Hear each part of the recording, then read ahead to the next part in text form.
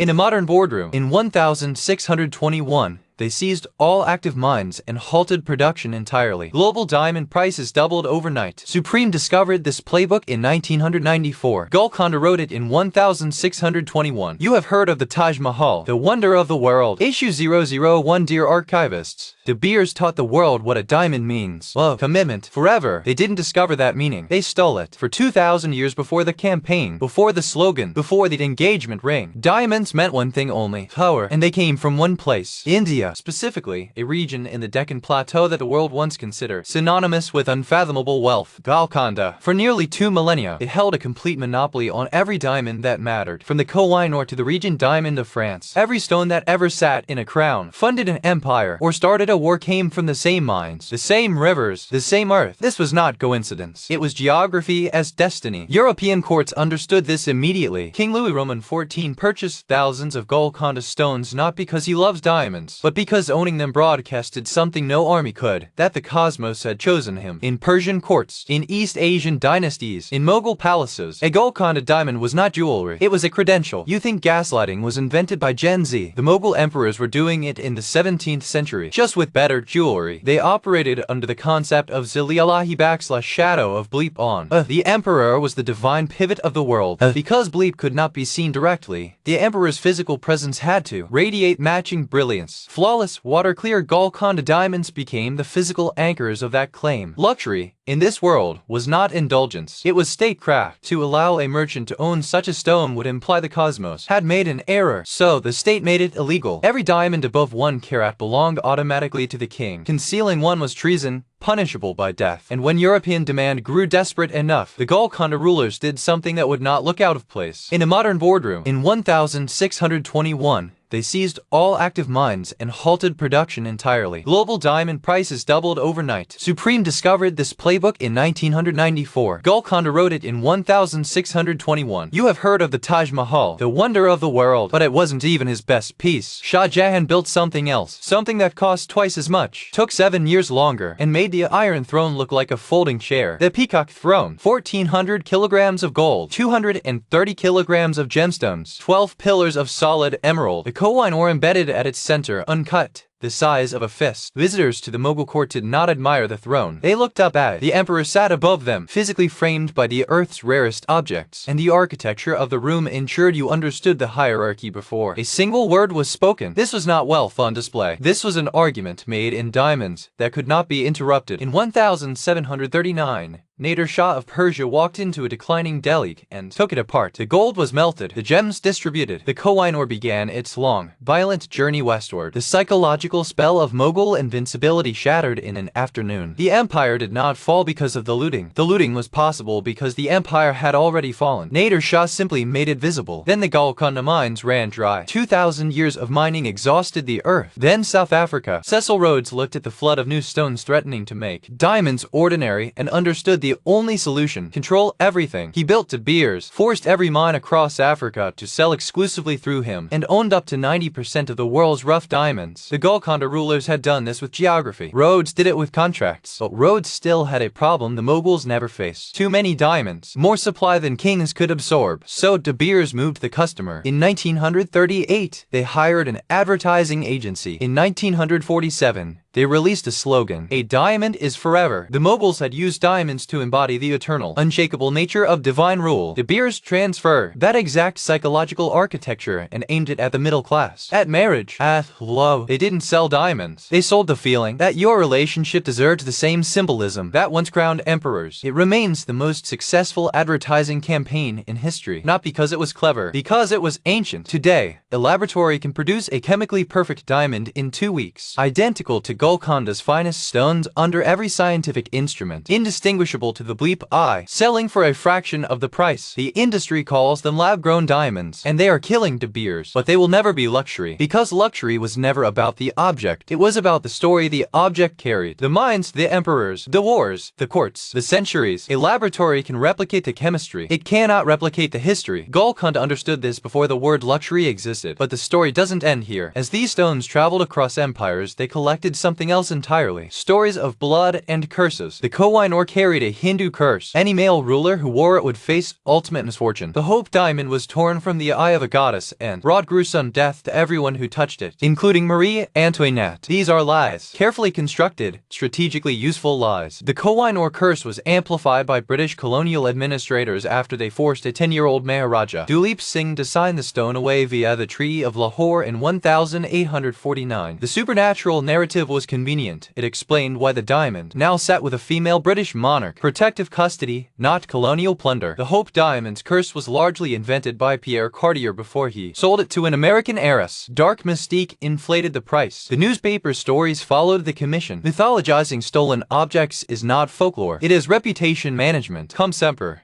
nell'ombra, the reliquary.